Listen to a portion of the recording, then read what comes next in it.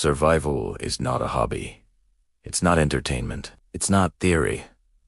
It is the difference between control and chaos. Out here, there are no shortcuts, no second chances, no pause button, only decisions. The right decision keeps you alive. The wrong one changes everything. This series is not about extreme stunts. It's about real skills.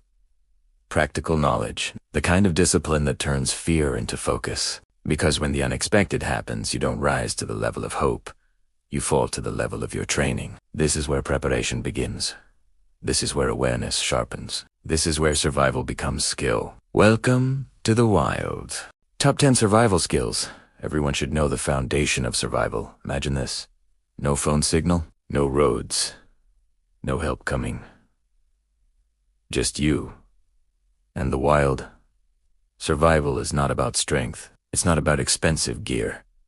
And it's definitely not about luck. It's about skill. The right skill at the right moment can be the difference between panic and control, between danger and safety. In T-Series, I'm breaking down the 10 survival skills every person should know.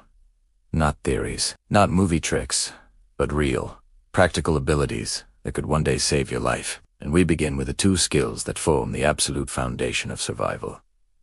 If you master these, everything else becomes possible. Situational awareness, the skill most people ignore before fire, before shelter, before water comes. Awareness. Most survival situations don't begin with disaster. They begin with distraction. You get lost because you weren't paying attention. You get injured because you ignored your surroundings. You make bad decisions because you panic. Situational awareness means constantly observing the direction of the sun, the terrain under your feet, weather changes, animal sounds, possible risks. It's about staying mentally present. Right now, wherever you are watching this, pause for a second. Ask yourself, if everything around you suddenly went silent, would you know which direction leads to safety? Survival starts in the mind. Train yourself to notice small details. Landmarks, natural trails. Wind direction, changes in temperature. When you are aware, you are prepared. And when you are prepared, you don't panic. Fire making. Control over environment. Fire is more than warmth. Fire means clean water, cooked food, protection from animals.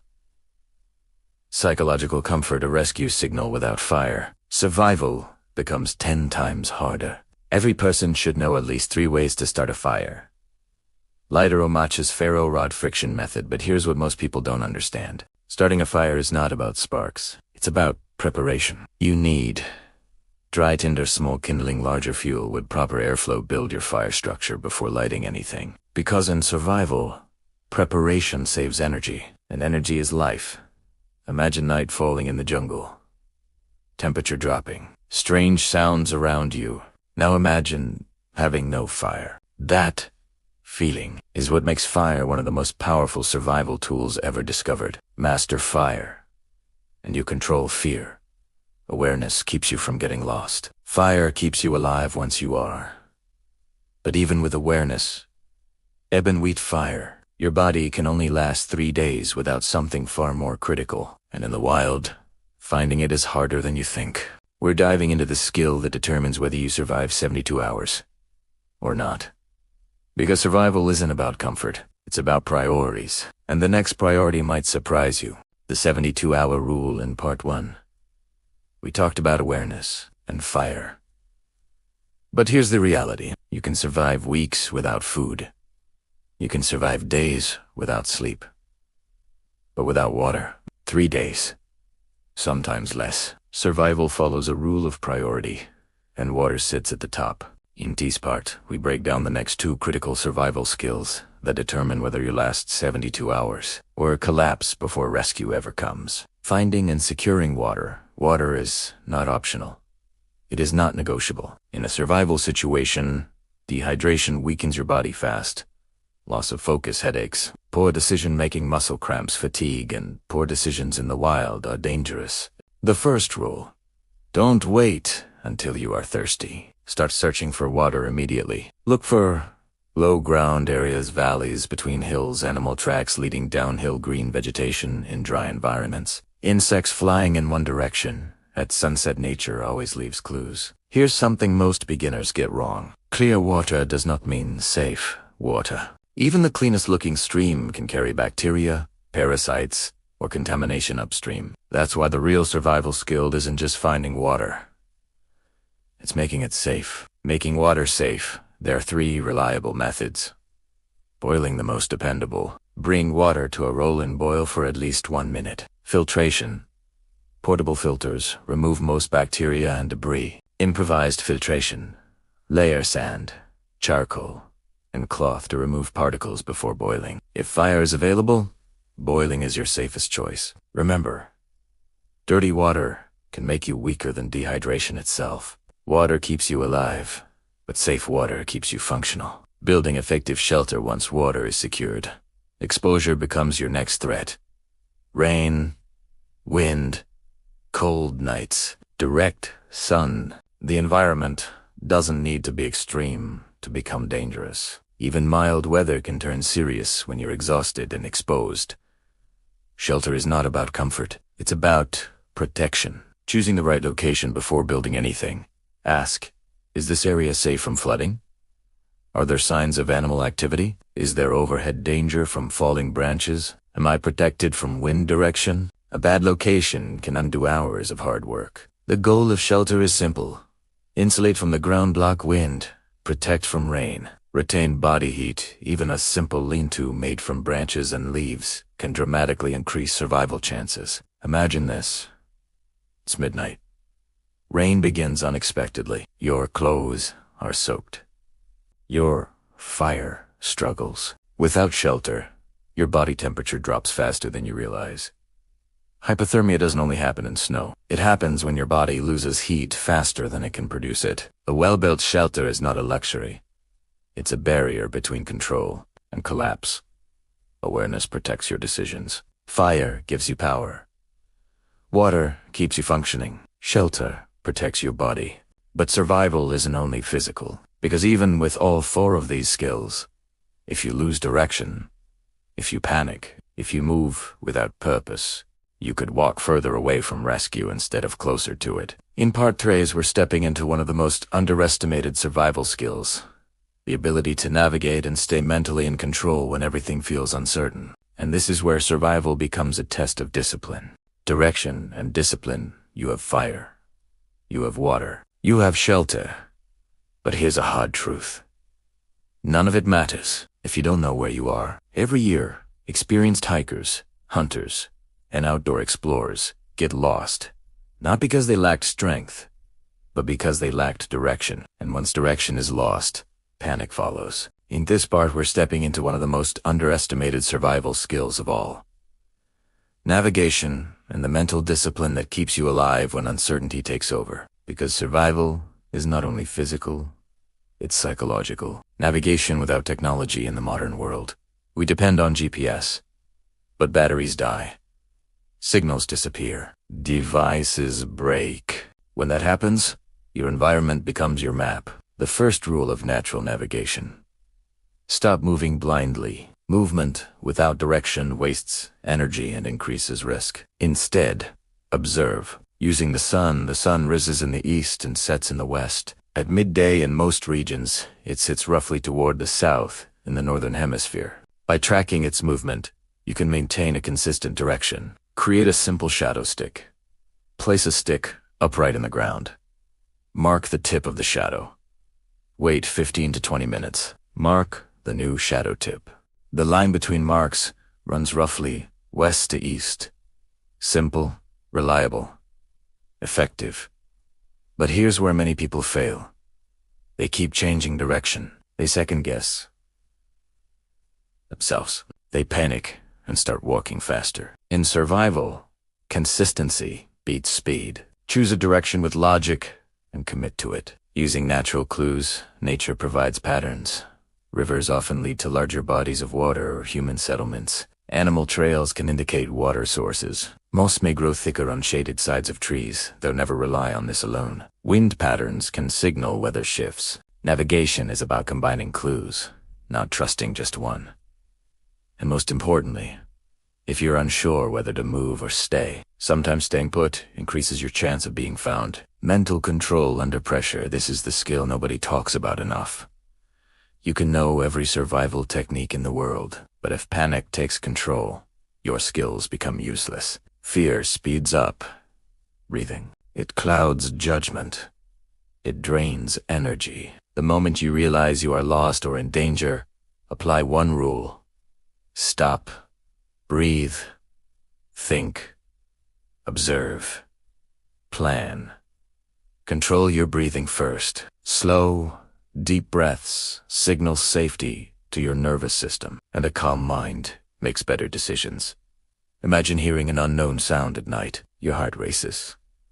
Your thoughts spiral. Now imagine responding with control instead of fear. You stay still. You listen carefully. You assess the direction and distance. 9 times out of 10, what feels like danger is simply the wild being alive. Mental strength turns chaos into clarity, and clarity keeps you alive. The discipline to conserve energy, another mental survival skill. Don't overexert. Many survival situations become dangerous because people exhaust themselves too quickly. You must manage energy, body temperature, water supply, movement. Discipline means knowing when to act and when to wait. You now understand direction. You understand mental control. But survival doesn't stop there, because even with a clear mind and steady direction, your body still needs fuel. And in the wild, finding safe food without harming yourself is one of the most misunderstood skills of all. In part 4, we move into the next challenge. How to find, prepare, and evaluate food sources without turning survival into a medical emergency. Because in nature, not everything that looks edible is safe. Fueling the body safely, you have direction. You have discipline. You've secured water, shelter, and fire. But now your body starts sending signals. Low energy, weakness, slower thinking. Hunger in survival is not just discomfort. It affects judgment. And poor judgment in the wild can be dangerous. In this part, we focus on one of the most misunderstood survival skills, finding and preparing food safely. Because in nature, the wrong choice can cost more than hunger ever would. Finding safe food in the wild first. Understand this clearly. Food is important, but it is not your first priority. Water comes before food. Shelter comes before food. However, once those are secured, sustainable energy becomes essential. The safest survival strategy is simple. Don't experiment recklessly. Avoid eating unknown plants unless you are fully certain they are safe. Many toxic plants look harmless. Instead, focus on reliable options. Safer natural food sources, fish, high protein, and widely available near water sources. Insects, rich in nutrients and easier to catch than animals. Small game, requires tools and energy, but provides significant calories. Familiar fruits or nuts, only if positively identified. Energy management matters. Chasing large animals may burn more calories than you gain. Smart survival is efficient survival. Here's a critical rule many overlook. Never eat something just because you're hungry. In survival, patience protects you. Some plants cause stomach pain. Some cause confusion. Some cause severe reactions. If uncertain, don't risk it. Hunger is uncomfortable. Poisoning is dangerous. Food preparation and cooking, even safe food, can become risky if prepared poorly. Cooking serves multiple purposes. Kills parasites, improves digestion, increases calorie absorption, reduces bacteria. Fire becomes essential again here. Always cook meat thoroughly. Avoid raw, freshwater fish, if possible. Keep preparation areas clean. Even basic hygiene reduces illness risk. Efficient calorie strategy. Survival eating is not about full meals. It's about maintaining function. Eat small portions. Spread energy intake. Avoid overeating after long hunger. This stresses the body. And remember, the goal is not comfort.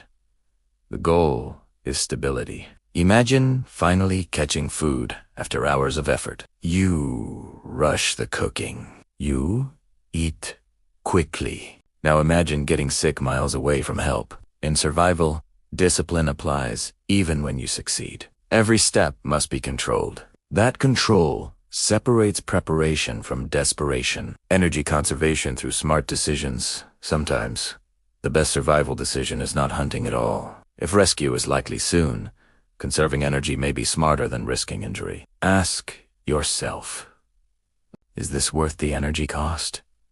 Is this food source safe? Am I thinking clearly? Strategic thinking keeps your body strong longer. You now understand how to protect your body. Water, shelter, direction, mental control,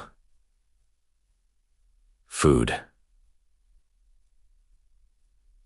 But there is one final layer of survival that most people ignore until it's too late. Because even if you stay alive, you still need to be found. And signaling for rescue effectively and intelligently can determine how quickly your situation ends. In Part 5, we complete the survival framework with the final 2 skills that transform survival from endurance into rescue. Because surviving is one thing, getting home is another. From surviving to getting home, you've done everything right. You stayed calm. You found water. You built shelter. You managed your energy. You navigated with discipline. But survival isn't finished when you stabilize your situation. It's finished when you get home, because staying alive in the wild is only half the mission. Being found, or finding your way back, is the real objective. In this final part, we cover the last 2 skills that transform survival from endurance into rescue. Signaling for rescue. One of the biggest mistakes people make in survival situations is assuming someone will automatically find them. Search teams look for patterns. You must make yourself visible. The rule is simple. Be seen. Be heard.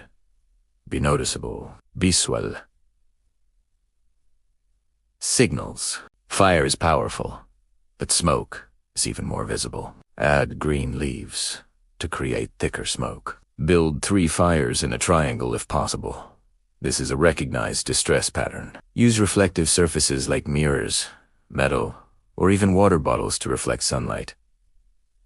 Contrast is critical. Bright clothing spread flat on open ground can be seen from the air. Large ground symbols using rocks or logs can attract attention. Make your presence unnatural in the landscape. That's what draws the eye. Imagine a helicopter flying overhead. For a moment, hope rises. But then it passes. Not because you weren't there, but because you weren't visible enough. In survival, subtlety works against you. This is the time to be bold. Sound signals. If you have a whistle, use it. 3 short blasts is an international distress signal. Your voice carries less distance and drains energy quickly. A whistle can travel much farther with less effort. Signal in intervals. Pause. Listen. Repeat. Rescue is a process, not a single moment. Planning before you ever go. The final survival skill is the one that prevents survival situations in the first place. Preparation. Before entering any remote area, tell someone your plan and return time. Carry basic emergency gear. Study the terrain and weather forecast. Pack more water than you think you need. Learn the area's risks. Professional explorers respect preparation. Overconfidence creates emergencies. Preparation prevents them. Here's the truth. The best survival story is the one that never needed to happen. Skill is powerful, but prevention is stronger. When preparation meets awareness, survival becomes confidence, not fear. Survival is not about drama. It's not about proving strength. It's about priorities. Awareness, fire, water, shelter, navigation, mental control, food strategy signaling, preparation. Each skill builds on the last. Together, they form a system. And survival is always about systems. If you train these skills before you need them, you don't just increase your chances, you change the outcome entirely.